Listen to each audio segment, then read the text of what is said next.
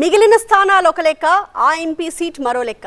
Party symbol పై గెలిచి కంట్లో నలుసులా మారిన ఎంపీని ఓడించడమే టార్గెట్ గా పెట్టుకుంది వైసీపీ.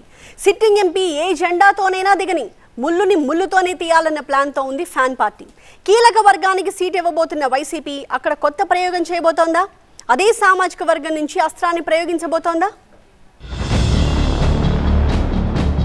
క్షత్రియ వర్గానికి సీటు, మహిళకు ఛాన్స్ ఇస్తారా?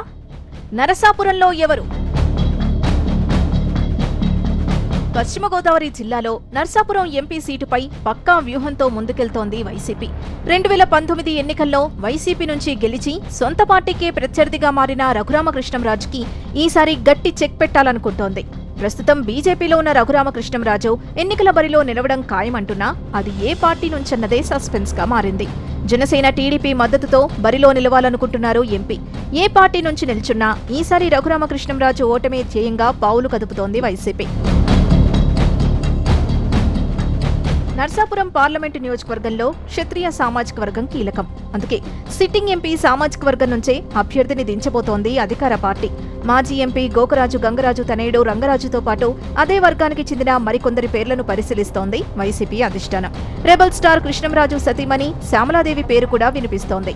వీరితో పాటు క్షత్రియ సామాజిక వర్గం నుంచి ఓ యువ మహిళ పేరు వైసీపీ ఎంపీ అభ్యర్థిగా ప్రచారంలోకి వస్తోంది. విద్యావంతురాలైన ఆ మహిళకు రంగనాథరాజు కుటుంబంతో సాన్నిహిత్యం ఉందంటున్నారు. వైసీపీ ముఖ్య నాయకులు ఇప్పటికే ఆమెను సంప్రదించినట్లు చెబుతున్నారు. వైసీపీ బీఫామ్తో గెలిచి పార్టీకి వెన్నుపోటు పొడిచిన రఘురామకృష్ణంరాజుపై ఈసారి క్లీన్ ఇమేజ్ ఉన్న అభ్యర్థిని దించాలనుకుంటోంది వైసీపీ. క్షత్రియ సామాజిక వర్గం నుంచి కొత్త అభ్యర్థిని దించాలన్నది వైసీపీ వ్యూహం.